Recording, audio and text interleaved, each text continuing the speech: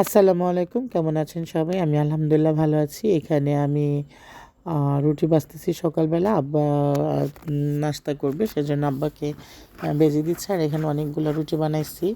আর এটা হচ্ছে গরুর মাংস ছিল ফ্রিজে, রাত্রে নামায় রাখছিলাম। এখন এটা গরম করে দিচ্ছি। গরম বলতে মানে একদম ভালো করে গরম না করে দিলে তো আর খেতে পারবে না, সেজন্য এভাবে নিলাম। আর গরুর মাংস দিয়ে রুটি বরাবরই আমাদের ঘরে সবার অনেক বেশি পছন্দ, বিশেষ করে আমার আব্বার, আমার ভাইয়ের।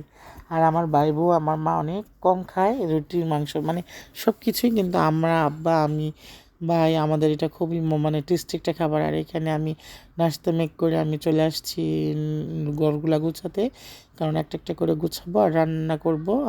এভাবেই করতেছি। দিন ছোট, কাজ করে কুল পাচ্ছি না, এটা হচ্ছে সব থেকে বড় কথা। আর সোফার নিচে যে প্রতিদিন কোথা থেকে ময়লা যায় একমাত্র আল্লাহ জানে। শুধু সোফার নিচে না, ফার্নিচারগুলো এত সুন্দর করে মোছামুছি করি, কিন্তু না মানে কি বলবো, কোনো কিছুই মানে সুরাহা পাই না। আর এখানে রুটি বানায়া তারপরে ওই রুটিগুলো সেক দিয়ে রাখছিলাম, আর এই রুটিগুলো আমি ভাইজা রাখছি। আব্বা খাবে তাই। আর এখানে ওই যে উসুফির সিরামের যে ব্যাপারটা, এটা আমি কথা বলতেছিলাম, মানে একটা শর্ট রিলস। উসুফির সিরাম সবাই দেয়, আমি দেই না, মানে এরকম ব্যাপার একটা। আর উসুফির সিরামটা আমি ফার্স্ট টাইম কালকে লাগাইছি, তো দেখি সপ্তাহখানেক যাক। এক আপা আবার রিভিউ চাইছে যে দেওয়ার জন্য, তো রিভিউ কীভাবে দেবো আমি আগে দিয়ে তারপরে জানাবো। সবাই তো অনেক মজা করতেছে যেটা হাতে নেওয়ার পরেই নাকি আমার বয়সের ছাপ কমে গেছে। আরে বাবা, এটা তো এখনও দিলামই না, আগে দিয়ে নেই। তারপর একটা কথা কি, বিশ্বাসে বস্তু মিলে সবাই যখন দিচ্ছে, সবাই যখন এত ভালো ফলাফল পাচ্ছে, তো আমিও দিই, দেখি কি হয়। তারপরে এটা রেখে রান্না কমপ্লিট হয় নাই, তারপরে আসছি চুলে অ্যালোভেরা জেল দিতে। আমি অ্যালোভেরা জেলটা একদম গাছ থেকে পেরে এনে তারপরে দিলাম। আর এখানে রান্না খুব শর্ট রান্না করেছিলাম। এটা হচ্ছে লাউ পাতা বাটা, সরি। আমি এটার কখনো খাই নাই খাবারটা, তবে যারা যারা দিচ্ছে তারা সবাই বলছে যে অনেক মজার একটা খাবার। তো ভাবলাম অনেক মজার খাবার যেহেতু, আমি কেন মিস করব, আমিও খেয়ে ফেলি রান্না করে। আর আমি তো রান্না করার জন্য পটু, আমার কাছে ভালোই লাগে রান্না করতে। তো এই যে, মানে বিশ্বাস করবেন না, খেলে আমি ফার্স্ট টাইম খেয়েছি, এত মজা, মানে মুখ আমার এখনও লেগে আছে। আমি পরের দিনও খাবো বলে রেখে দিয়েছি। আর এখানে দুপুরে খাবার খেতে বসে গেলাম। দেন আর সব কিছু করার পরে যদি খাবারটাই না খাই তাহলে কেমন লাগে। আর দুপুরের খাবারটাই তো আমি মানে পেটটা ভরে খাই। আর দুবেলা তো, যেমন আজকে আমি কালকে রাত্রে দুপুরে খেয়েছি, আর রাত্রে থেকে এখনও পর্যন্ত, মানে আমি পরের দিন দুপুর 2টার সময় বয়স দিচ্ছি, আমার কোনো কিছু খাওয়া নাই। আমি এরকম না খেতে খেতে আমার শরীর এত বেশি উইক হয়ে গেছে যে আমি ঠিক মতো দাঁড়াতে পারি না। আমাকে মনে হয় যে কেউ ধাক্কা দিয়ে কাঠে ফালাই দেয়, বইখানে ফালাই দেয়, এরকম।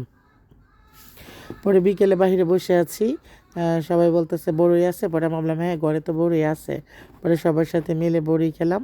আর এটা হচ্ছে আসরের নামাজের পর মুখে একটু স্কার্ফ দিতে বসলাম। অনেক দিন ধরে নিজের কোনো স্কিন কেয়ার করা হয় না, তাই ভাবলাম একটু স্কার্ফিং করি। আর যেহেতু সিরামটা আনছি সেটা মুখে ইউজ করব, তো একটু ফার্স্ট থেকে মানে চর্চাটা শুরু করি। তো এই যে এখানে আমার নর্মাল যে স্কার্ফ ইউজ করি সেটাই দিয়েছি। কালকের মজার ঘটনা হয়েছে কি, মানে দিন তো ছোট, মানে কুলে পাবো না, সেজন্য হচ্ছে আসরের নামাজ পড়ে দিয়েছি স্কার্ফ, তারপরে মাগরিবের নামাজ পড়ে দিয়েছি এই শ্রুতিঞ্জেল, আশার নামাজ পড়ে দিয়েছি সিরাম, আর যাওয়ার সময় ঘুমানোর সময় দিয়েছি নাইট ক্রিম। মানে ভাবতেছি যে আসলে সময় না থাকলে যে কি করা লাগে, এই হলো ব্যাপার। আর অনেক দিন যাবতে আসলে মুখের কোনো যত্ন নেওয়া হয় না। পরে শ্রুতিঞ্জলটা মেখে আমি চা খেতে বসলাম, মানে আদার পানি, যেটা না খেলে আমার ভালোই লাগে না, এই হলো ব্যাপার। তো সাদিয়া প্রতিদিন বানাই দেয়, ও অনেক মজা করে এই জিনিসটা মানে মেক করে, আমার কাছে ভালো লাগে আর কি। আর একজনেরটা খেয়ে অভ্যস্ত হয়ে গেলে এমনই। আর এখানে আমি অন্যার বদলে গামছা নিয়ে বসে গেছি, কারণ কারণ সামনে যা পাইছি তাই। আর এখানে চুল কাটছিলাম, রং করে চুল কেটে হাতের সামাই রান্না করছিলাম মা, হাতের সামাই খেতে বসলাম। আমার হাতের সামাই খুবই পছন্দের। আমার আম্মা রান্না করলে তো আরও বেশি কথা হয় না, তবে আমার আম্মার চেয়েও মজা হয় আমার কাকির আম্মা রান্না করলে। ওনার হাতের রান্নাটা এত বেশি টেস্ট, মানে কী আর বলবো।